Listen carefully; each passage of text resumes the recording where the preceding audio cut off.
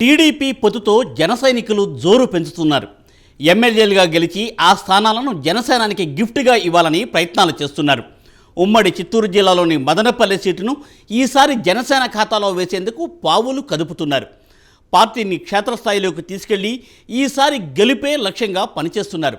తాజాగా పార్టీలో చేరిన శ్రీరామ రామాంజనేయులు పార్టీ కేడర్లో మంచి ఊపు తెప్పిస్తున్నారు. జనం కోసం జనసేన కార్యక్రమంతో ప్రజల్లోకి విస్తృతంగా వెళుతున్నారు.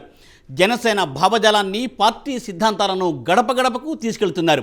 టీడీపీ నాయకులతో మమేకమవుతూ పొత్తు ధర్మం ఆచరిస్తూ పార్టీని బలోపేతం చేస్తున్నారు.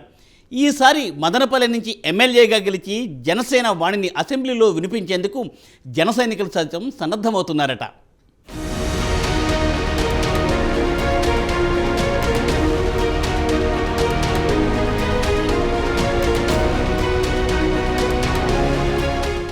మదనపల్లె చారిత్రక నేపథ్యమున్న ప్రాంతం. భారత ఉషోదయ గీతంగా ఖ్యాతికెక్కిన జనగణమనకు తొలిసారి బాణీ కట్టి యావత్ దేశానికి వినిపించిన ప్రాంతం. అనిబ్సెంట్ ఆలోచనలతో అక్షర పూదోటగా మారిన ప్రాంతం. ఇంతటి ఖ్యాతికెక్కిన ప్రాంతంలో ఇప్పుడు పరిస్థితులు అగమ్యగోచరంగా మారుతున్నాయి. ఈ ప్రాంతాన్ని సర్వతోముఖాభివృద్ధి చేయాలంటే జనసేన అధికారంలోకి రావాలని ప్రజలు విశ్వసిస్తున్నారు. దీంతో ఈసారి మదనపల్లె సీటుపై జనసేన కన్నేసింది. ఖచ్చితంగా ఇక్కడ గెలిచి ఆ విజయాన్ని జనసేనానికి గిఫ్ట్గా ఇవ్వాలని పార్టీ కేడర్ కంకణం కట్టుకుంది. ఇప్పటి వరకు ఒక ఎత్తు, ఇకపై ఒక ఎత్తు అంటూ కొత్తగా పార్టీలో చేరిన శ్రీరామ రామాంజనేయులు అంటున్నారు. క్షేత్రస్థాయిలో పార్టీని బలోపేతం చేయడానికి కంకణం కట్టుకున్నారు.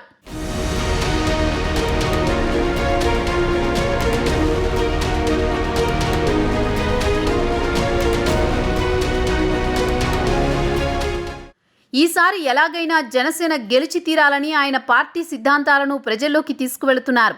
దీంతో పాటు టీడీపీ పొత్తు కూడా జనసేనకు కలిసి వచ్చే అంశంగా మారింది. మదనపల్లిలో ఈసారి సీటును బలిజ సామాజిక వర్గానికి చెందిన వ్యక్తికి కేటాయిస్తే ఖచ్చితంగా గెలిచి తీరే అవకాశాలు కనిపిస్తున్నాయి. దాదాపు 2.5 లక్షల ఓట్లున్న మదనపల్లిలో సుమారు 55,000కు పైచిలుకు బలిజ ఓట్లున్నాయి. దీంతో పాటు మరో 45,000 వరకు ముస్లిం ఓటు బ్యాంక్ ఉంది. కానీ 1952 నుంచి ఇక్కడ 2 సార్లు మాత్రమే, అంటే 1952, 1962లో మాత్రమే బలిజ సామాజిక వర్గానికి చెందిన దొడ్డా సీతారామయ్య సిపిఐ తరపున పోటీ చేసి గెలుపొందారు. అప్పటి నుంచి 15 సార్లు ఎన్నికలు జరిగితే ఇప్పటి వరకు బలిజ సామాజిక వర్గానికి చెందిన నాయకులు ఎవరూ పోటీ చేసి గెలవలేదు. దీంతో ఈసారి ఆ సామాజిక వర్గానికే సీటును కేటాయిస్తే ఖచ్చితంగా గెలిచే అవకాశాలు కనిపిస్తున్నాయి. మరోపక్క ఎస్సీలు, ఎస్టీలు, రెడ్డి, బీసీ సామాజిక వర్గానికి చెందిన ఓట్లు కూడా ఎక్కువగా ఉన్నాయి. ఈ నేపథ్యంలో మదనపల్లిలో బలిజ సామాజిక వర్గం కూడా ఈసారి సీటును తమ సామాజిక వర్గానికే కేటాయించాలని గట్టిగా డిమాండ్ చేస్తోంది.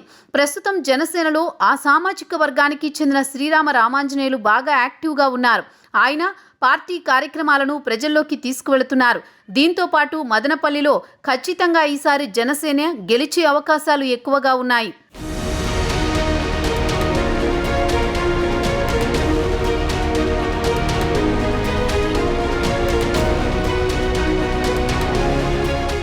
ఇక మదనపల్లిలో 2019లో జరిగిన ఎన్నికల్లో వైసీపీకి అంత ఊపు ఉన్నప్పటికీ ఆ పార్టీ అభ్యర్థి నవాజ్ బాషా 29,648 ఓట్ల తేడాతో గెలిచారు. ఆయనకు 51% ఓట్లు పడ్డాయి. టీడీపీ అభ్యర్థి దమ్మలపాటి రమేష్కు 35% ఓట్లు లభించాయి. అప్పటి జేఎస్పీ అభ్యర్థి గంగారపు స్వాతికి 8% ఓట్లు మాత్రమే లభించాయి. అయితే ఈసారి టీడీపీ జనసేన పొత్తు ఉండడం, జనసేన బలిజ సామాజిక వర్గానికి సీటును కేటాయిస్తే ఖచ్చితంగా ఉమ్మడి అభ్యర్థి 55 నుంచి 60% వరకు ఓట్లు రాబట్టుకునే అవకాశాలు కనిపిస్తున్నాయి. ఇందుకు కూడా అనేక కారణాలున్నాయి. 2014 ఎన్నికల్లో టీడీపీ, బీజేపీ కలిసి పోటీ చేసినప్పుడు ఈ సీటును బీజేపీకి కేటాయించారు. అప్పట్లో బీజేపీ అభ్యర్థి నరసింహారెడ్డి స్వల్ప మెజార్టీతో ఓడిపోయారు. అలాగే 2009 ఎన్నికల్లో కూడా ప్రజారాజ్యం పార్టీ అభ్యర్థి చిన్న వాసుదేవరెడ్డికి 33,167 ఓట్లు వచ్చాయి.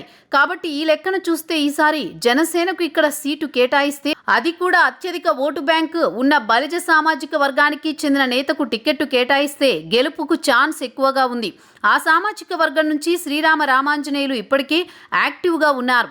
పార్టీ కార్యక్రమాలను ఎప్పటికప్పుడు తూచా తప్పకుండా చేస్తూనే మరోపక్క జనంలోనూ మమేకమవుతున్నారు. ఇటీవల హెల్త్ క్యాంపులు నిర్వహించి అందరి మన్ననలు కూడా పొందారు. కాబట్టి ఆయనకు సీటు కేటాయిస్తే ఖచ్చితంగా గెలిచే ఛాన్స్ ఉందని జన సైనికులు చెబుతున్నారు.